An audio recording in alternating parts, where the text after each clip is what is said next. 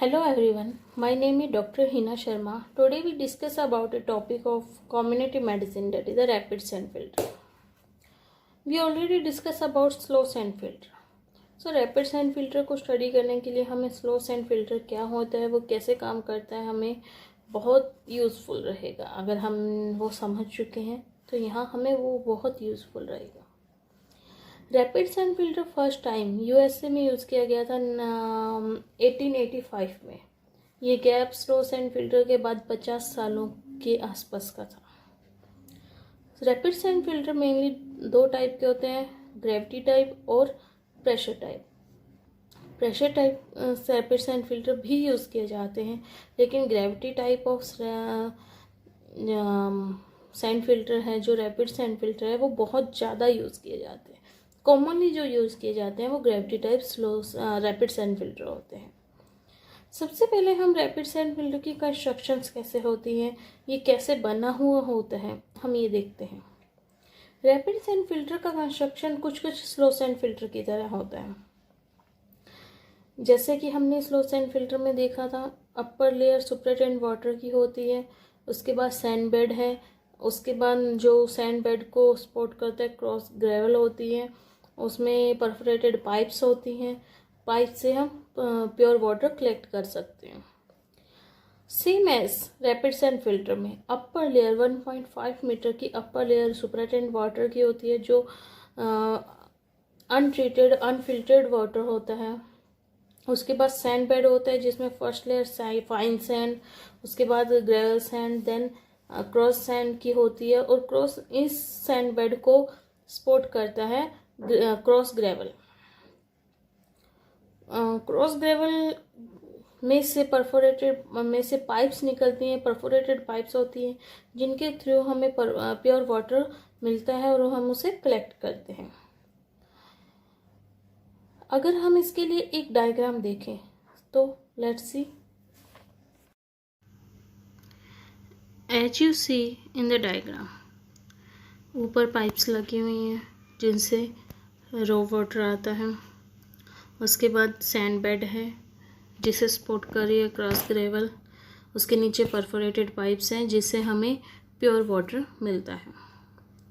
सो इसका कंस्ट्रक्शन कुछ slow sand filter की तरह ही है। Sand bed, cross gravel, perforated pipes, ऊपर सुपरटेंडेंट वाटर की लेयर। रैपिड सैंड फिल्टर की क्लीनिंग, जबकि स्लो सैंड फिल्टर की हम क्लीनिंग स्क्रैपिंग से करते हैं, लेकिन रैपिड सैंड फिल्टर की क्लीनिंग हम बैक वॉशिंग से करते हैं। परफोरेटेड पाइप्स जो होती हैं उनके थ्रू वाटर प्रेशर से पास किया जाता है। सो जो रैपिड सैंड फिल्टर जो सैंड बेड के ऊपर एक लेयर बन जाती है, वो प्रेशर से हट जाती है और वो क्लीन हो जाता है। नाउ रैपिड सैंड फिल्टर काम कैसे करता है? कंस्ट्रक्शन लगभग सेम है स्लो सैंड फिल्टर की तरह है, तो इसमें डिफरेंस क्या हुआ? हमने स्लो सैंड फिल्टर में ये पढ़ा था कि स्लो सैंड फिल्टर में रो वाटर को पहले स्टोर किया जाता है कुछ घंटों तक। उसके बाद हम इसे सैंड बेड में सैंड फिल्टर में फ्लो करते हैं ताकि ये प्योर हो सके। लेकिन रैपिड सैंड फिल्टर में हमें वाटर स्टोर करने की ज़रूरत नहीं पड़ती।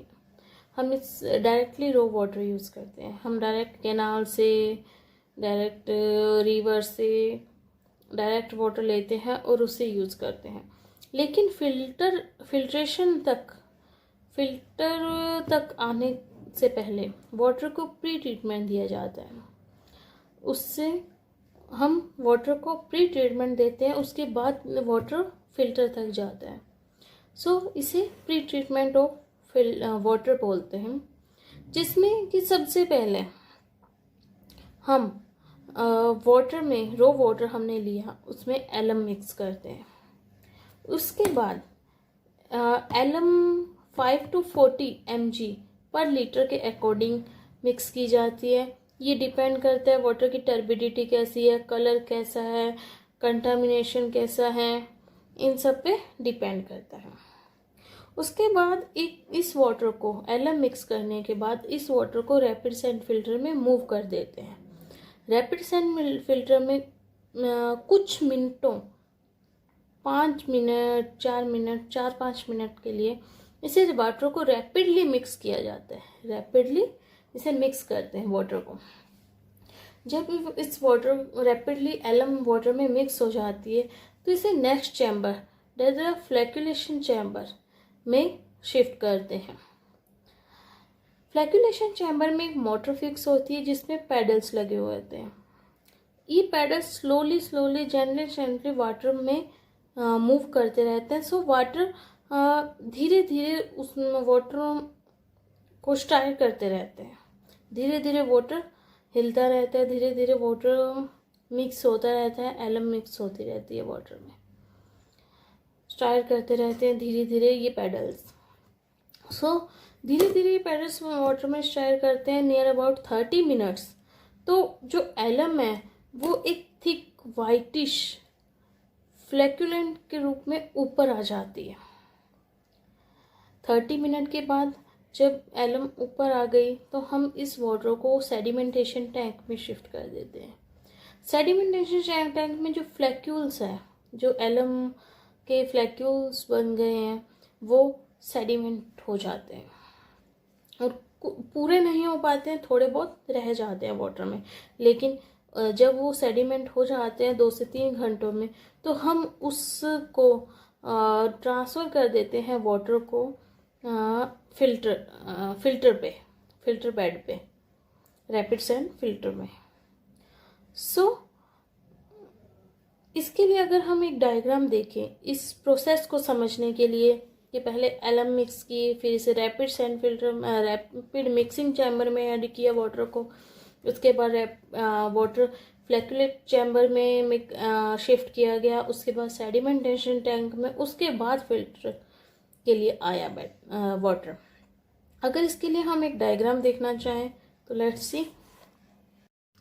जैसा कि आप इस डायग्राम में देख सकते हैं, रिवर से रो वाटर लिया, उसमें एलम मिक्स की, उसे मिक्सिंग चैम्बर में डाला, वहाँ रैपिडली ये मिक्स हुआ, उसके बाद फ्लैक्यूलेशन चैम्बर में डाला, वहाँ मोटर्स लगे हुए हैं जिसके थ्रू ये धीरे धीरे जेंटली मिक्स होता रहता है।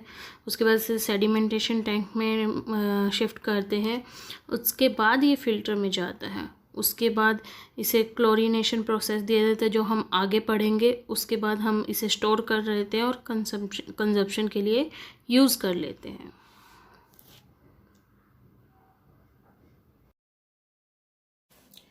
Now rapid sand filter work कैसे करता है?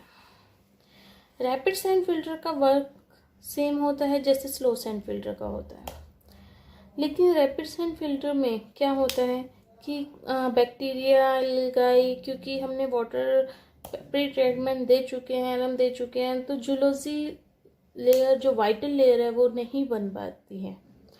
तो क्या होता है कि जो वाटर में सेडिमेंटेशन टैंक में हमने वाटर रखा कुछ घंटों के लिए, जो वहाँ एलम सेडिमेंट हो गई, सेटल डाउन हो गई, लेकिन कुछ क्वांटिटी में एलम उसमें रह जाती है वाटर में।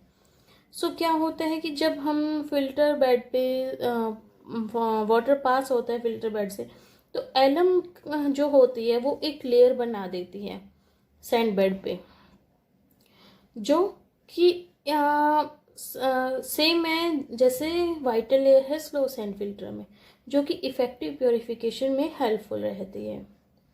सो सुपरटेंडेंट वाटर होता है, उससे वाटर प्योर होके हमें परफोरेटेड पाइप से मिल जाता है प्योर वाटर। इस प्रोसेस में मुश्किल से 15 से 20 मिनट लगते हैं और स्लो सैंड फिल्टर में हमें 18 घंटे लग रहे थे। सो ये रैपिड सैंड फिल्टर, वो slow sand filter. Mostly industrial countries हैं उनमें रैपिड सैंड फिल्टर यूज़ किया जाता है क्योंकि इसकी फिल्ट्रेशन ज़्यादा है, फिल्ट्रेशन कैपेसिटी ज़्यादा है। हालांकि हम ये कहेंगे कि इसका प्योरीफिकेशन वहाँ उसका स्लो सैंड फिल्टर से हमें मिलने वाला वाटर 99.9% हम प्योर कह रहे थे, वहीं इससे मिलने वाला वाटर हम 98.7 98.6% प्योर ही बोलेंगे, लेकिन ये रैपिडली इसे प्योर कर रहे हैं। सो अगर ज़्यादा क्वांटिटी में वाटर रिक्वायर है तो हम इसे अच्छे से, इंडस्ट्रियल कंट्रीज़ हैं वहाँ वाटर, आजकल हर जगह वाटर की डिमांड ज़्यादा है, सो ये बहुत यूज़फुल है। स्लो सैंड फिल्टर बहुत ज़्यादा टाइम लेते हैं। That is all about rapid sand filter. उसके बाद एक इम्पोर्टेंट क्वेश्चन जो बनता है कम्युनिटी मेडिसिन में, that is the difference between the rapid and slow sand filter. So rapid and slow sand filter को हम एक डायग्राम से समझेंगे, डिस्कस करेंगे एक डायग्राम के थ्रू, सॉरी डायग्राम नहीं, एक टेबल के थ्रू। नाउ डिफरेंस, जैसा कि हमने दोनों फिल्टर्स को पढ़ते हुए देखा था, रैपिड सैंड फिल्टर के लिए स्मॉल एरिया चाहिए, स्लो सैंड फिल्टर के लिए लार्ज चाहिए। रेट ऑफ फिल्ट्रेशन रैपिड की ज़्यादा है कंपैरेटिवली स्लो सैंड फिल्टर के। Sand size 0.4 to 0.7 mm rapid के लिए, 0.2 to 0.3 mm slow sand filter. Pre treatment इसमें रैपिड में चाहिए, इसमें नहीं चाहिए, सिर्फ सेडिमेंटेशन करते हैं। फिल्टर क्लीनिंग बैक वॉशिंग से करते हैं, इसमें स्क्रैपिंग से करते हैं। मोर स्किल पर्सन चाहिए होते हैं इसे ऑपरेट करने के लिए, इससे ऑपरेट करने के लिए कोई स्पेशली स्किल पर्सन नहीं चाहिए। रिमूवल ऑफ कलर इसमें रैपिड में अच्छा होता है, इसमें बेटर होता है। स्लो सैंड फिल्टर में बैक्टीरिया या प्योरीफिकेशन ऑफ वाटर इसमें 98 to 99% होता है, और स्लो सैंड फिल्टर में 99 to 99.99% होता है।